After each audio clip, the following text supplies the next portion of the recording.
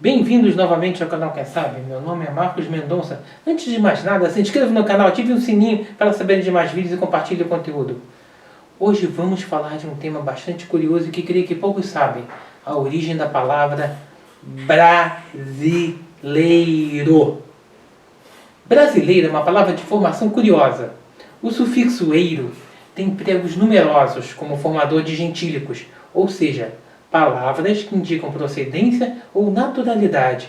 É encontrado em poucos vocábulos. Além de brasileiro, temos apenas mineiro, campineiro e outros menos importantes.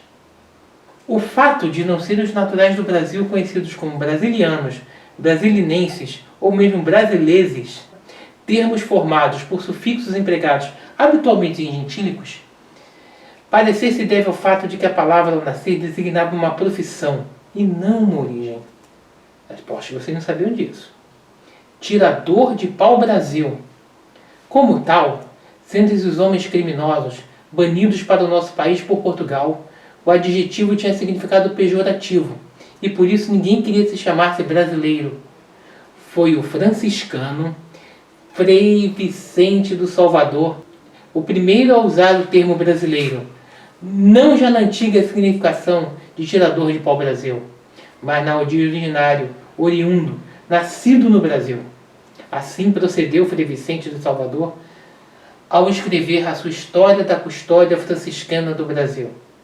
Infelizmente, Bueno não reproduz o trecho em que Vicente do Salvador teria empregado a palavra. O dicionário Royce não corrobora sua tese. Data o vocábulo de 1706, quando o escreveu em português José Soares da Silva, cerca de 7 décadas após a morte do religioso baiano, que ficou conhecido como o primeiro historiador brasileiro. Seja como for, Bueno prossegue em veia patriótica. Correu também para a nova significação o desaparecimento do comércio do pau-brasil, que era exportado para a Europa. Para Bernardino José de Souza, sua popularização acompanhou a gradual formação de uma identidade nacional.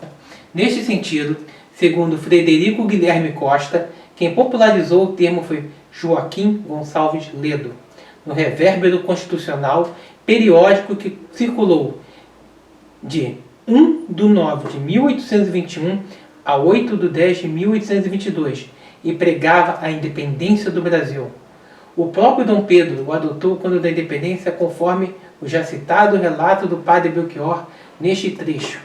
Brasileiros, a nossa divisa de hoje em diante será independência ou morte. Até então era mais comum identificar as pessoas pela religião, baianos, paulistas, mineiros, etc. e pela raça, índios, mulatos. Para se referir ao Brasil inteiro, falava-se em brasiliano, pouco frequente, brasilense, brasiliense, para os naturais de Brasília, como no Correio Brasiliense de Hipólito da Costa. E também brasílico, como na Academia Brasílica dos Renascidos, de 1759, e no Regulador Brasílico Luso do Frei Francisco de Santa Teresa de Jesus Sampaio, lançado em 21 de 7 de 1822. Na realidade, pelo que podemos perceber pela legislação da época, a palavra brasileira é utilizada por pessoas enquanto brasiliense para outros substantivos. Isso fica claro em 2 decretos, ambos com data de 18 de 9 de 1922. O decreto que ordena o distintivo independência ou morte fala na tranquilidade de todos os bons brasileiros, os bons e leais brasileiros, todo português europeu brasileiro. Já o decreto que define o top nacional diz top nacional brasiliense. Também o decreto de 3 de 6 de 1822 que convoca uma Assembleia Constituinte a chama de Assembleia Luso-Brasiliense. Como se vê, no ano da independência brasileiro se referia claramente às pessoas, enquanto brasiliense às demais coisas. Até aí tudo bem, não fosse Pedro Calmon. Sim, o autor apresenta outra origem para a palavra brasileiro. Diz que sua origem é semelhante à de outros viajantes, por exemplo, romeiro, quem vai peregrinar a Roma, santiagueiro, quem vai a Santiago de Compostela, e peruleiro, quem vai a Peru. Brasileiro significa, portanto, quem viajou ao Brasil. Daí explica que Gregório de Matos, em 1861, fale no português brasileiro, que retorna à terrinha ostentando fartura e generosidade, graças não mais ao pau-brasil, mas ao ciclo da cana-de-açúcar.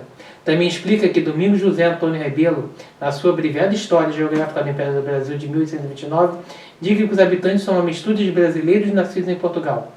Daí para cá, passou o adjetivo pátrio aureolando-se da glória do patriotismo de todos nós. Nascidos e os aqui que somos nascidos.